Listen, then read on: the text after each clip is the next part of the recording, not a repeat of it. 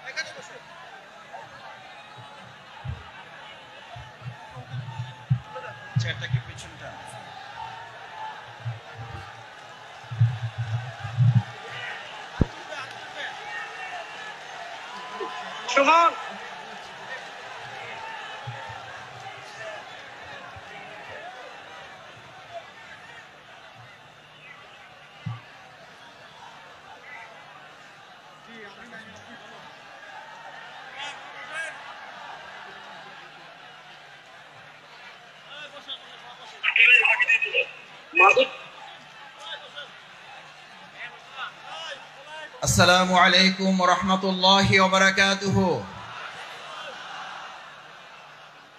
আপনারা কেমন আছেন সবাই? আপনারা ভালো আছেন সবাই? আমরা একবার জোরে সোরে আল্লাহর দরবারে শুকরিয়া আদায় করি। সবাই একসাথে আমরা যদি শুকরিয়া আদায় করব, পারা যাবে ইনশাআল্লাহ? যতদূর মাইকের আওয়াজ যায় সবাই আমরা একসাথে আল্লাহর দরবারে এই জন্য শুকরিয়া আদায় করব যে আল্লাহ তাআলা আমাদেরকে আজ এই উন্মুক্ত আকাশের নিচে বিশাল এই তাফসিরুল কোরআন মাহফিলে একত্রিত হওয়ার তৌফিক দিয়েছেন। সেই আল্লাহ সুবহানাহু ওয়া তাআলার দরবারে আমরা আমাদের হৃদয়ের সবটুকু আবেগ এবং ভালোবাসা উজাড় করে মস্তক অবনত চিত্তে শুকরিয়া আদায় করতে চাই। সবাই পারবেন ইনশাআল্লাহ? আমরা সবাই একবার শুকরিয়া আদায় করে জোরে সোরে আলহামদুলিল্লাহ, আলহামদুলিল্লাহ, আলহামদুলিল্লাহ, আলহামদুলিল্লাহি রাব্বিল আলামিন, ওয়াসসালাতু ওয়াসসালামু আলা রাসূলিহিল কারীম ওয়া আলা আলিহি ওয়া সাহবিহি আজমাইন।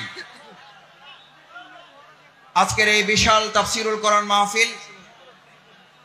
মাহফিলের সম্মানিত সভাপতি, আজকের এই মাহফিলের সম্মানিত প্রধান মুফাসসিরে কোরআন, আন্তর্জাতিক খ্যাতি সম্পন্ন আলেমে দ্বীন, বিশিষ্ট ইসলামিক স্কলার,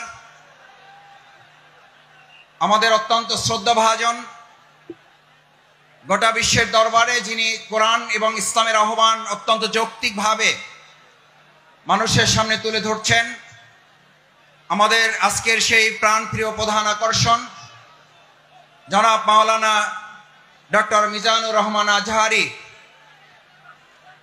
আজকের এই প্রোগ্রামে উপস্থিত সম্মানিত আমন্ত্রিত অন্যান্য ওলামায়ে কেরাম, বরেণ্য আলেমে দ্বীন, আজকের প্রোগ্রামের সম্মানিত অতিথি বাংলাদেশ জামাত ইসলামী কক্সবাজার জেলা শাখার সংগ্রামী আমির,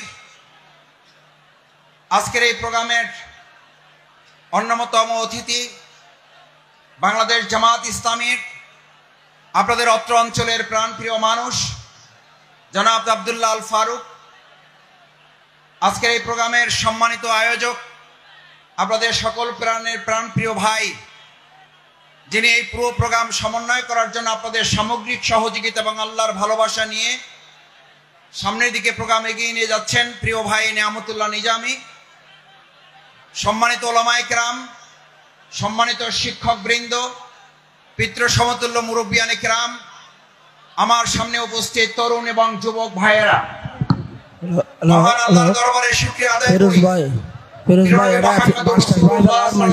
দরবারে দুরূদ পেশ করছি সাল্লাল্লাহু আলাইহি ওয়াসাল্লাম। আজকে এখানে আপনারা যারা এসেছেন, আমরা সবাই এখানে কি দুনিয়ার কোন শক্তির কাছে এসেছি নাকি আল্লাহর শক্তির কাছে এসেছি? কার কাছে এসেছি? আমাদের এই সমস্ত ব্যবস্থাপনার যিনি সহযোগিতা করেছেন, সেটা কি দুনিয়ার কোন শক্তি নাকি আল্লাহর শক্তি?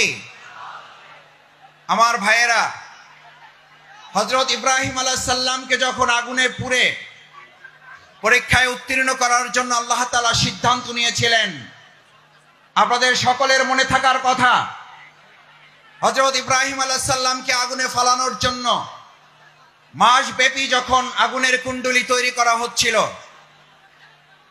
সমস্ত মানুষ শুধু নয়, ফেরেশতাকুল, সমস্ত পশু প্রাণী আল্লাহর দরবারে আহ্বান করেছিলেন, দোয়া করেছিলেন, আল্লাহ এই বিরাট পরীক্ষা থেকে, নির্যাতন, নির্মমতা থেকে হযরত ইব্রাহিম আলাইহিস সালাম আপনার প্রিয় বন্ধু খলিলুল্লাহকে আপনি হেফাজত করুন।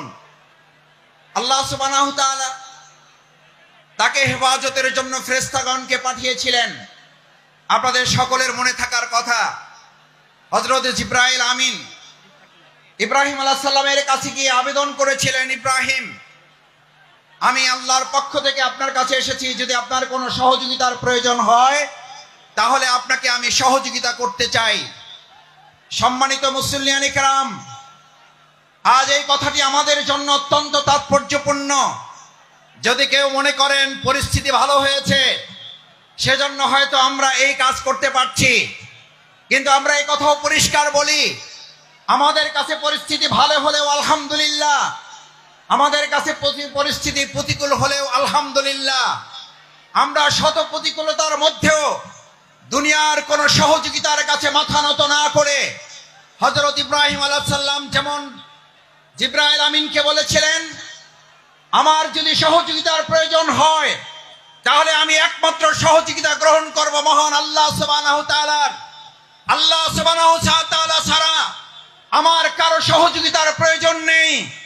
আজ মুসল্লিয়ানে কেরাম, আপনাদের কাছে জানতে চাই, বাংলাদেশকে যদি কোরআনের দেশ করতে হয়, বাংলাদেশকে যদি ইসলামের দেশ করতে হয়, তার জন্য যদি হযরত ইব্রাহিম আলাইহিস সালামের মতো আমাদের ত্যাগ এবং কোরবানির পরীক্ষায় উত্তীর্ণ হতে হয়, আর তার জন্য যদি সেই অগ্নি পরীক্ষায় আমাদেরকে সহযোগিতার জন্য এক আল্লাহ ছাড়া দুনিয়ার আর কাউকে না পাওয়া যায়, তাহলে আজ এই জনসমুদ্রের কাছে জানতে চাই, আমরা এক আল্লাহ ছাড়া আর কারো সাহায্য কি আমাদের দরকার হবে?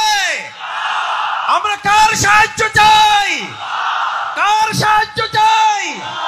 একবার সেই আল্লাহকে আমরা ডাক দিতে চাই। আমরা সবাই আল্লাহকে একবার ডাকতে চাই, আল্লাহ আল্লাহ।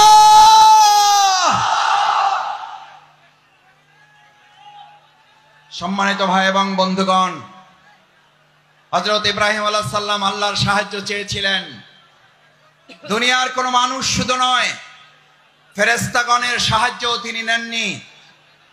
যে ইব্রাহিম আলাইহিস সালাম আল্লাহর সাহায্যের ভরসা করেছিলেন, সেই ইব্রাহিম আলাইহিস সালামকে আল্লাহ তাআলা সাহায্য করেছেন না করেন নাই?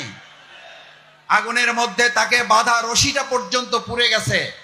হযরত ইব্রাহিম আলাইহিস সালাম আগুনের স্পর্শ করা তো দূরের কথা, হযরত ইব্রাহিম আলাইহিস সালাম সেই সময়, ওই সময়টুকু যা তিনি আগুনের মধ্যে অবস্থান করেছিলেন, সেই সময়টুকুকে বলা হয়ে থাকে তিনি তার জীবনের সবচেয়ে সুখী এবং আরামের জীবন যাপন করেছেন। সুতরাং কোরআনের জন্য যারা কথা বলবে, ইসলামের জন্য যারা কথা বলবে, কোরআন বাস্তবায়নের জন্য যারা কাজ করবে, ইসলাম বাস্তবায়নের জন্য যারা কাজ করবে, আজ এখানে আমরা যারা উপস্থিত হয়েছি, আমরা যদি আজ এখান থেকে সিদ্ধান্ত নিতে পারি আমাদের জীবনের সর্বস্বটুকু বিলিয়ে দিয়ে হলেও যে কোরআনের ভালোবাসায় আজ আপনারা এখানে সামিল হয়েছেন, আপনারা কি কোনো ব্যক্তির আহ্বানে ভালোবাসা এসেছেন নাকি কোরআনের ভালোবাসা এসেছেন? কিসের ভালোবাসা এসেছেন?